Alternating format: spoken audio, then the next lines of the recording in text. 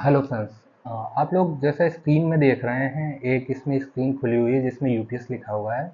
UPS यानी कि unified pension system, जिसे गवर्नमेंट ने 24 अगस्त 2024 को लॉन्च किया है सेंट्रल गवर्नमेंट के कर्मचारियों के लिए। अभी तक क्या था कि जो लोग 2004 के बाद रिटायर हुए थे, उन्हें पेंशन के रूप में एनपीएस मिलती थी, यानी न्यू पेंशन सिस्टम जो भी ऑप्ट करता था उसको मिलती थी। और उसके पहले के लोग जो थे, जिनकी ज्वाइनिंग 2004 के पहले की थी, उन लोगों को गवर्नमेंट ओपीएस देती थी, जिसको कि हम लोग ओल्ड पेंशन सिस्टम बोलते थे। बहुत दिनों से सरकारी कर्मचारी और जितने भी कर्मचारी संगठन है वो लोग डिमांड कर रहे थे कि ओपीएस को फिर से रिस्टोर कर दिया जाए। बहुत सारी स्ट्राइक्स हो रही थी और लगातार गवर्नमेंट के साथ मीटिंग चल रही थी, गवर्नमेंट के ऊपर भी दबाव पड़ रहा था कि फिर से एनपीएस की जगह पर ओपीएस को लॉन्च कर दिया जाए, रिस्टोर कर दिया जाए। लेकिन गवर्नमेंट ने यूपीएस को एनपीएस में कुछ सुधारों के तहत लॉन्च कर दिया, और ये 1 अप्रैल 2025 से प्रभावी हो जाएगा, ऐसा नोटिफिकेशन में कहा गया है। आज हम लोग ये देखेंगे कि यूपीएस और एनपीएस में क्या डिफरेंस है, या यूपीएस और ओपीएस में क्या डिफरेंस है। क्या ये यूपीएस ओपीएस से ज़्यादा अच्छी है या एनपीएस से ज़्यादा अच्छी है। हम इसके प्रॉफिट लॉस, क्या प्रॉन्स हो सकते हैं, क्या कॉन्स हो सकते हैं, इन सभी पर धीरे धीरे करके चर्चा करेंगे। ये सामने जो आपकी स्क्रीन खुली हुई है, इसमें यूपीएस के बारे में जो गवर्नमेंट ने नोटिफिकेशन निकाला है, सबसे पहले उस पर बात करेंगे कि आखिर ये यूपीएस है क्या और किस तरीके से क्या क्या इसमें प्रावधान किए गए हैं। तो गवर्नमेंट ने जो इसमें जो प्रावधान किया हुआ है उसमें उन्होंने ये कहा हुआ है कि जो पिलर्स हैं, इसके 5 पिलर्स हैं। जो सबसे पहला पिलर है, उसमें ये बोला गया है कि एश्योर्ड पेंशन मिलेगी। अब ये है क्या, इसको समझते हैं। जैसे सपोज कोई पर्सन है, वो 1 लाख की सैलरी पर रिटायर होता है। मान के चलते हैं कि उस समय पर उसकी जो बेसिक पे थी वो 50,000 थी, और डीए, एचआरए, बाकी जितने अलाउंस हैं सारे मिलकर उसकी 1 लाख सैलरी होती थी, जिसमें कि बेसिक पे उसका 50,000 रुपये हुआ करता था। अब इसमें प्रावधान ये रखा गया है कि जितनी भी बेसिक पे होगी पिछले 12 महीने की, उसका एवरेज निकाल लिया जाएगा, और उस एवरेज का 50% उसको एज ए पेंशन दिया जाएगा। और इस पेंशन पर जैसे इस समय क्या ओपीएस में क्या होता था कि डीआर मिलता था, डियरनेस रिलीफ जिसे कहा जाता था, वो इन्फ्लेशन से लिंक होता था। वो देखा जाता था कि किस तरीके से क्या महंगाई बढ़ रही है, और उस महंगाई भत्ते के जैसे जो एक्टिव लोग होते थे सर्विस में, उनको डीए मिलता है, डियरनेस अलाउंस। वो इन्फ्लेशन से लिंक होता था, जिस हिसाब से महंगाई बढ़ रही है उस हिसाब से उसको प्रोवाइड किया जाता था। इसी तरीके से जो लोग रिटायर हो जाते थे ओपीएस में, उनको डीआर मिलता था, जिसको कि हम लोग डियरनेस रिलीफ बोलते हैं। इसी तरीके से यूपीएस में जो भी बेसिक पे होगी, उस बेसिक पे का 50% एज ए बेस अमाउंट मान लिया जाएगा पेंशन में, और उसके ऊपर एक इंडेक्सेशन करके डीआर की तरीके से एक फॉर्मूला डेवलप किया जाएगा, और फिर उसको उसमें ऐड करके पेंशन जनरेट की जाएगी। लेकिन इसमें कुछ कंडीशंस हैं। कंडीशन क्या क्या है, सबसे पहली कंडीशन क्या है कि इस क्राइटेरिया को फुलफिल करने के लिए किसी भी व्यक्ति की जो मिनिमम क्वालिफाइंग सर्विस होनी चाहिए वो 25 साल होनी चाहिए। यानी अगर उसकी सर्विस 25 साल है, तो फिर उसको ये 50% वाले पेंशन का क्राइटेरिया फुलफिल हो जाएगा और उसको मिलेगी। इसके अलावा अगर कोई पर्सन जो है, अगर कोई व्यक्ति जिसकी 25 साल से कम सर्विस है, लेकिन उसकी कम से कम अगर 10 वर्ष सर्विस है, अगर उसने 10 साल सर्विस किया है, तो उसको 10,000 रुपये मिनिमम मिलेगा। ये आगे की स्लाइड्स में हम लोग देखेंगे। अगर वो 10 साल के ऊपर जितना भी सर्विस करता है, यानी 11 साल करता है, 12 साल करता है, 13 साल करता है, 18 साल, 20 साल, तो उसी प्रपोर्शन में, जैसे 25 साल के ऊपर 50% मिलेगी पेंशन, लेकिन अगर वो 15 साल करता है तो उसी प्रोपोर्शन में उसकी जो बेसिक पे के हिसाब से उसको पेंशन मिलने लगेगी, जिस पर कि इन्फ्लेशन लिंक एक डीआर फार्मूला तय किया जाएगा, वो उसको उसके ऊपर प्रोवाइड किया जाएगा। सबसे पहला तो ये है। दूसरा क्या है, इन केस जिस जो पर्सन है, जो जॉब में था, जो सर्विस में था, अगर वो डिमाइस हो जाता है, उसके साथ कुछ हो जाता है, तो इसमें एक प्रावधान ये भी किया गया है कि जो भी उसको लास्ट पेंशन मिल रही होगी, उसका 60% उसके डिपेंडेंट को, यानी नॉर्मली उसके स्पाउस को, वो फैमिली पेंशन प्रोवाइड की जाएगी। तीसरा पिलर, ये है कि कम से कम पर्सन की सर्विस 10 साल होनी चाहिए। अगर 10 साल उसकी सर्विस होगी तो कम से कम 10,000 रुपये उसको सुपर एनुएशन के बाद में 10,000 रुपये उसको मिलेगा, जिस पर कि वही जो इंडेक्सेशन इन्फ्लेशन का डीआर फॉर्मूला तय होगा उसके हिसाब से उस पर डीआर लिंक कर दिया जाएगा, जिसका फॉर्मूला तय किया जाएगा। अभी जो वीडियोज़ आए हैं उसमें बताया गया है कि अगर आज के हिसाब से कैलकुलेट किया जाए तो व्यक्ति को लगभग 15-16 हज़ार के आसपास उसकी मिनिमम पेंशन बन जाएगी। ये तीसरा पिलर था। चौथा पिलर क्या है? चौथा पिलर ये है कि जो डीआर फॉर्मूला तय किया जाएगा वो इन्फ्लेशन इंडेक्सेशन पर तय किया जाएगा, यानी जिस हिसाब से महंगाई बढ़ रही है उसको जो एक्टिव एम्प्लॉई हैं उनको नॉर्मली कंज्यूमर प्राइस इंडेक्स के हिसाब से उसका एक वेटेज तय किया जाता है और उसके हिसाब से डीआर निकाला जाता है। उसी तरीके से इन्फ्लेशन इंडेक्सेशन का एक फार्मूला तय किया जाएगा और वो बेसिक पे में ऐड करके टोटल पेंशन उसकी बना दी जाएगी। अब जो पांचवा पिलर है उसको बहुत कायदे से समझना है कि आखिर वो कह क्या रहा है। वो कह रहा है lump sum payment at superannuation in addition to gratuity. ये हम सभी लोगों को पता है कि जब कोई पर्सन रिटायर होता है तो उसको जितनी सर्विस वो करता है उसी के हिसाब से उसको ग्रेच्युटी का अमाउंट मिलता है, जो कि उसके रिटायरमेंट के समय उसको दे दिया जाता है। इसका भी फॉर्मूला होता है नॉर्मली 1 साल पर 15 दिन के आसपास का मिल जाता है। इसका एक कैलकुलेशन होता है, फॉर्मूला होता है। अब इस यूपीएस में क्या प्रावधान किया गया है कि जो ग्रेच्युटी आपको मिल रही है वो तो मिलेगी ही मिलेगी, लेकिन आप जितनी भी सर्विस कर रहे हैं हर 6 महीने में जो आप कंट्रीब्यूशन कर रहे हैं, आपका जो मंथली जो बेसिक पे है और डीए उसका जो 10% है वो हर 6 महीने मिलेगा। इसको मोटा मोटा समझिए कि जैसे कंट्रीब्यूशन आपका सपोज बेसिक पे और डीए मिला करके 1 लाख रुपए हो रहा है, तो इसका जो बेसिक पे और डीए का जो 1/10 होगा वो हो जाएगा 10,000 रुपये। अब अगर उस पर्सन ने टोटल सर्विस किया है 20,000, तो 40 टाइम्स यानी 40 बार उसको वो अमाउंट मिलेगा। सीधा सीधा इसका फॉर्मूला ये है कि अगर 10,000 रुपये हो रहा है तो 10,000 के हिसाब से उसका 1 साल में 2 बार यानी 20,000 रुपये। 20,000 and total number of completed years. मान लीजिए कि अगर किसी ने 30 साल सर्विस किया है तो 20,000 इंटू 30 इस हिसाब से उसको कैलकुलेट किया जाएगा और इस कैलकुलेशन के बाद जो अमाउंट बनेगा उसका जो एश्योर्ड पेंशन है उस पर कोई फर्क नहीं पड़ेगा। सबसे चीज़ ये है। अब इसमें देखिए कुछ चीज़ें ये हैं कि जैसे कोई पर्सन एनपीएस ऑप्ट कर रहा है या कोई पर्सन ओपीएस ऑप्ट कर रहा है, तो जो भी एनपीएस ऑप्ट कर रहा है उस पर्सन को एक बार ये चांस दिया जाएगा कि अगर आप चाहें तो आप यूपीएस को ऑप्ट कर सकते हैं या अगर आप चाहें तो आप एनपीएस में बने रह सकते हैं, लेकिन ये सिंगल टाइम होगा। आप इसमें दोबारा कुछ नहीं कर सकते, यानी एक बार अगर आपने उस ऑप्शन को लॉक कर दिया है तो वो लॉक हो जाएगा, दोबारा आप उस पर कोई संशोधन नहीं कर सकते हैं।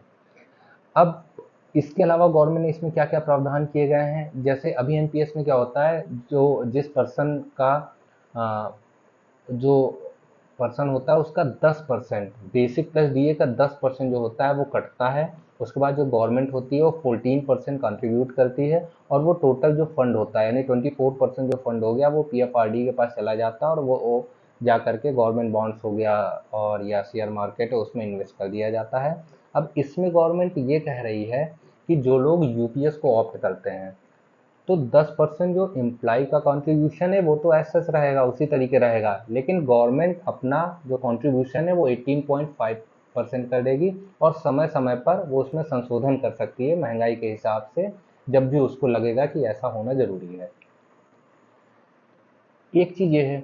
अब जैसे कोई व्यक्ति है अगर वो ऐसा है कि जो यूपीएस में आने के पहले एनपीएस में रिटायर हो गया है और उसकी एनपीएस के थ्रू जो एन्युटी बन रही है यानी जो पेंशन बन रही है वो बहुत कम बन रही है, तो उसके लिए फिर क्या प्रावधान है? तो उसके लिए प्रावधान किया गया है कि अगर कोई व्यक्ति एनपीएस के द्वारा रिटायर हुआ है और उसको लग रहा है कि उसको एनपीएस में फ़ायदा नहीं और वो यूपीएस ऑप्ट करना चाहता है, तो जिस दिन से वो रिटायर हुआ है उस दिन से कैलकुलेट किया जाएगा कि उसको कितना लॉस हो रहा है। जैसे सपोज उसको मिलना चाहिए यूपीएस के द्वारा 15,000 पेंशन और उसको मिल रही है 5,000 पेंशन, तो हर महीने उसका 10,000 का लॉस हो रहा है। तो उस 10,000 के लॉस को उसकी रिटायरमेंट की डेट से जब यूपीएस लागू हो रहा है तब तक उसको ऐड कर लिया जाएगा, और उस पर जो भी पीपीएफ में ब्याज चल रहा है उस ब्याज को कैलकुलेट करते हुए उसे एरियर का भुगतान उस सारे पीरियड का किया जाएगा जब से वो रिटायर हो रहा है और जब से यूपीएस को ऑप्ट कर रहा है तब तक। तो ये सारे प्रावधान गवर्नमेंट ने यूपीएस में किए हैं। अब हम लोग ये समझते हैं कि एनपीएस क्या होती है।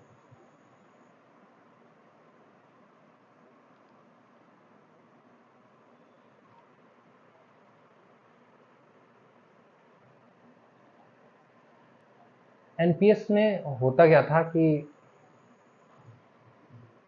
एनपीएस का जैसे फुल फॉर्म सभी को पता है कि एनपीएस का full form new pension system, national pension system होता है, जिसको हम लोग शॉर्ट फॉर्म में न्यू पेंशन सिस्टम बोला करते थे। इसको पीएफआरडीए मैनेज करता है। इसमें प्रावधान ये है कि जो लोग भी 2004 के बाद जिन्होंने जॉब स्टार्ट किया है, सरकारी सेवा में आए हैं, उनकी जो भी बेसिक पे होती है, उस बेसिक पे में जो भी डीए होता है उन दोनों को ऐड करने के बाद उसका 10% उस एम्प्लॉय के अकाउंट से कटता है।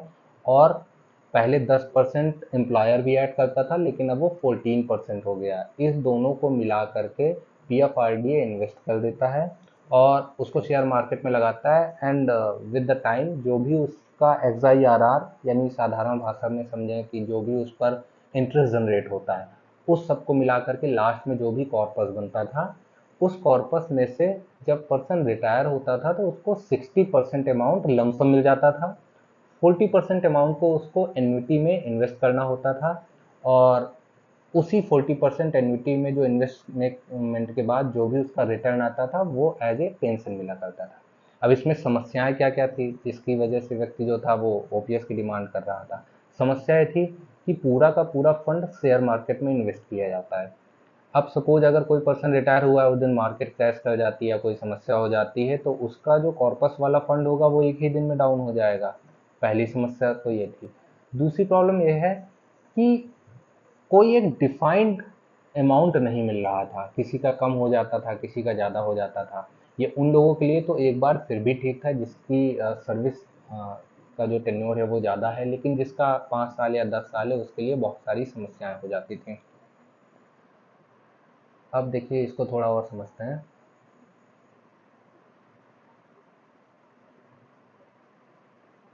अब सबसे पहली चीज़ ये देखते हैं कि एनपीएस को आखिर लागू क्यों किया गया था।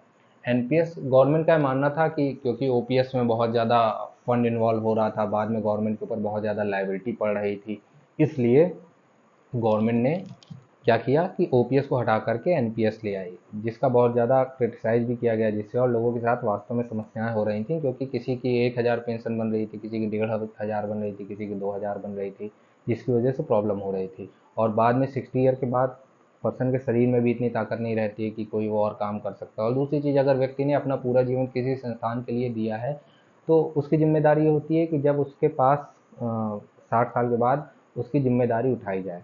इस वजह से लोग एनपीएस से दूर भाग रहे थे, तो गवर्नमेंट ने कहा था कि एनपीएस में कुछ सुधार किया जाएगा और एनपीएस को बहुत लिबरेटिव किया जाएगा। और एनपीएस, इसीलिए एनपीएस को मॉडिफाई करके यूपीएस लाया गया। यूपीएस मेरे हिसाब से और कुछ नहीं है, एनपीएस और ओपीएस का मिला जुला रूप है। अब समझते हैं कि आखिर ओपीएस में क्या क्या होता था।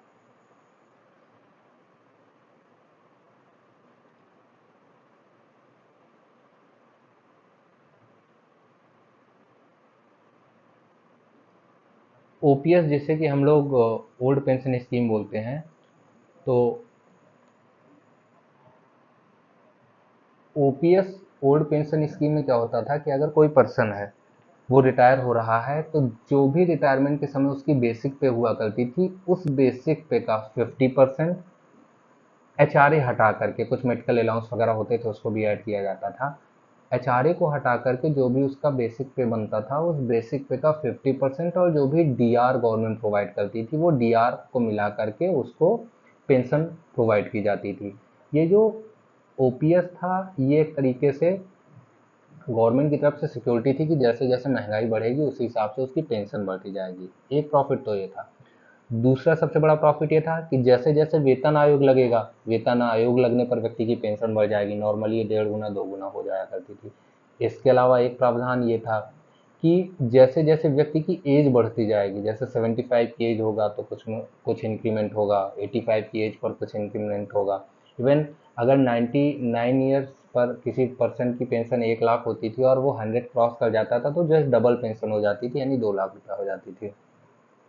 इसके अलावा एक प्रॉफिट और होता था कि पर्सन अपनी पेंशन को सेल भी कर सकता था, अब तो 40% तक। वो 40% अपनी पेंशन सेल करके उसे लमसम अमाउंट ले लेता था और over a period of time उसको गवर्नमेंट रिकवर कर लेती थी उसकी पेंशन से। तो पर्सन की जो उस समय लमसम अमाउंट होता था वो बहुत ज़्यादा हेल्प करता था। तो इसमें ओपीएस से अच्छा तो देखिए कुछ नहीं है। ओपीएस तो बहुत अच्छा था, लेकिन गवर्नमेंट के हिसाब से कि इसमें बर्डन पड़ रहा है, बहुत ज़्यादा हमारे ऊपर लाइबिलिटीज़ क्रिएट हो रही हैं। हालांकि लाइबिलिटीज़ नहीं है, जिस व्यक्ति ने काम किया है आपके लिए उसकी जिम्मेदारी तो उठाना ही चाहिए, लेकिन गवर्नमेंट ने उसी को मॉडिफाई करते हुए बहुत सारे प्रावधान लाते हुए यूपीएस को लिया है। अब इस पर भी हम लोग बात करेंगे कि यूपीएस और एनपीएस में कौन सा ज़्यादा बेटर है। ओपीएस तो देखिए सबसे अच्छा है, तो इस पर तो चर्चा ही नहीं करनी कि ओपीएस एनपीएस और यूपीएस में कौन ज़्यादा बेटर है कि ऑप्ट करना चाहिए। वो तो ऑब्वियस सी बात है, ओपीएस से अच्छा कुछ नहीं है। लेकिन अगर यूपीएस और एनपीएस की बात की जाए कि यूपीएस और एनपीएस में कौन सा ज़्यादा अच्छा है, तो उस पर बात की जा सकती है। यूपीएस के जितने भी सैलिएंट फीचर्स थे वो मैंने बताया, अब एनपीएस में आ जाते हैं। अगर किसी व्यक्ति की सर्विस कम है तो उसके लिए यूपीएस बहुत अच्छा है।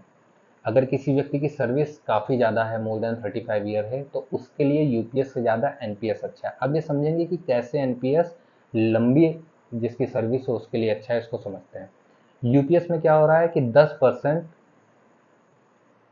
जो भी एम्प्लॉई है उसके अकाउंट से कट रहा है, 10% उसको कंट्रीब्यूट करना पड़ रहा है। गवर्नमेंट वॉटेवर जो भी मिला रही है उसको मिला करके, आज की डेट में 18.5% उसको मिला करके लास्ट में कॉर्पस जनरेट होगा और उसके बाद में उसको पेंशन प्रोवाइड की जाएगी।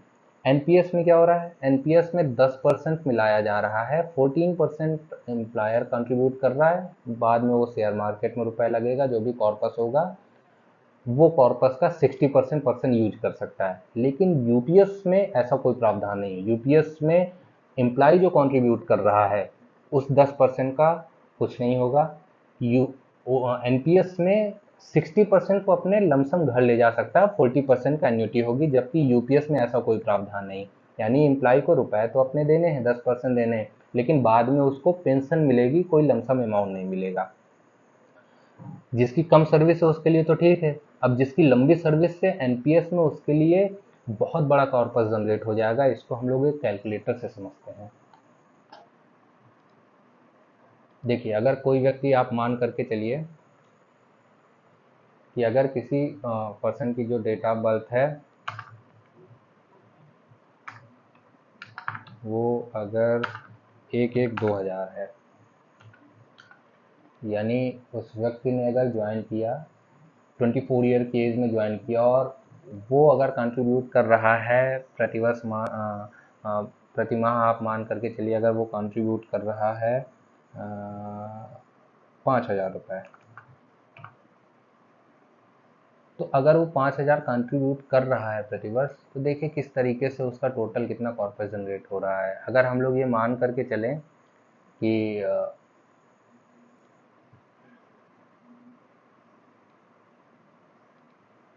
60 साल की एज में अगर वो रिटायर होता है और उसने कंट्रीब्यूशन 5,000 रुपये पर मंथ किया है, तो वो 36 साल तक कंट्रीब्यूट करेगा।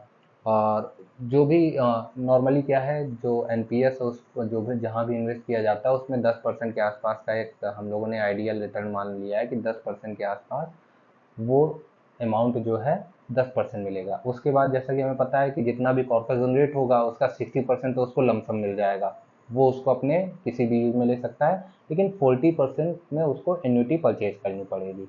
उस एन्युटी पर जो भी इंटरेस्ट जनरेट होगा, जो कि मान लेते हैं 6% जनरेट होगा, वही एज ए पेंशन उसको प्रोवाइड किया जाएगा। अब किसी पर्सन ने अगर 5,000 रुपये किया है, जो कि ये बढ़ेगा अमाउंट, एक आइडियल मान के चलते हैं, तो जो टोटल इन्वेस्टमेंट है उसने वो कितना किया है, 21,60,000 रुपये।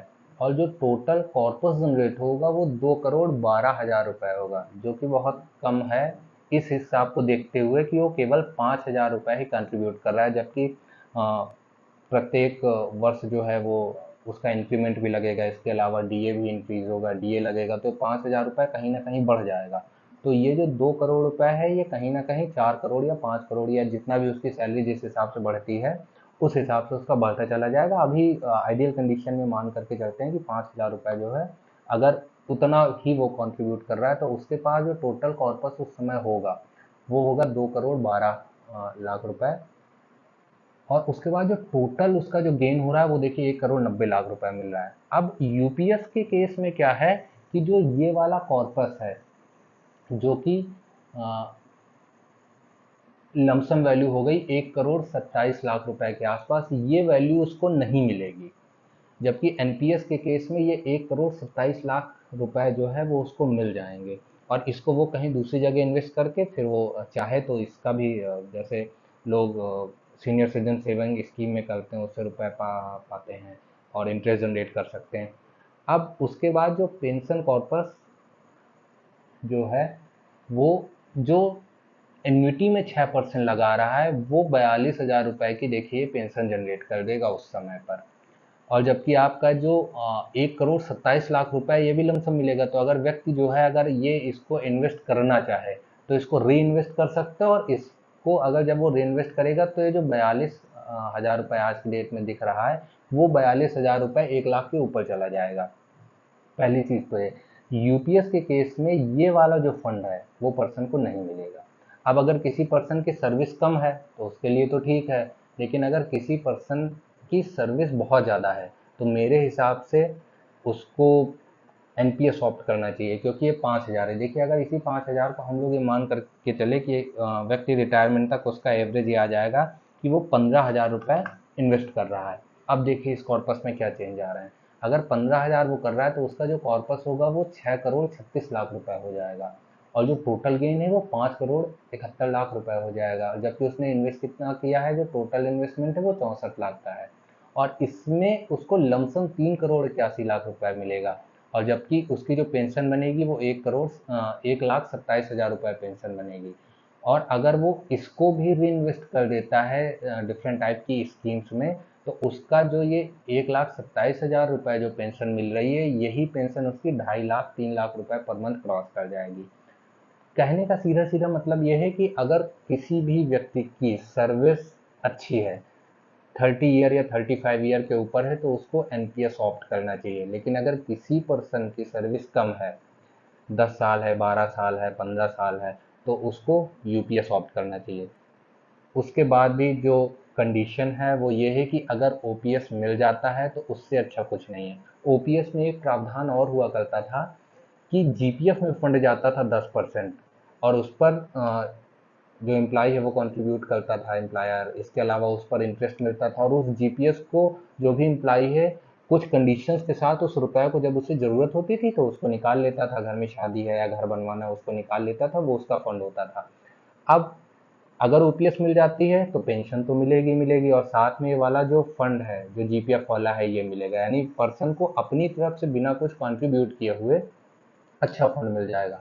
लेकिन बात वही है कि गवर्नमेंट को ओपीएस नहीं लाना है, तभी उसने एनपीएस में सुधार करते हुए और ओपीएस को मिक्स करते हुए यूपीएस स्कीम को लॉन्च किया है। फिर भी ये यूपीएस स्कीम ठीक है जिनकी सर्विस कम है, लेकिन जिसकी सर्विस ज़्यादा है उसको फिर से कैलकुलेशन करना चाहिए और उससे देखना चाहिए कि क्या वो कॉर्पस जो हमारे पास आना चाहिए वो आ पा रहा है कि नहीं आ पा रहा है। मुझे लग रहा है आपको काफ़ी कुछ सही से समझ में आ गया होगा। Thank you.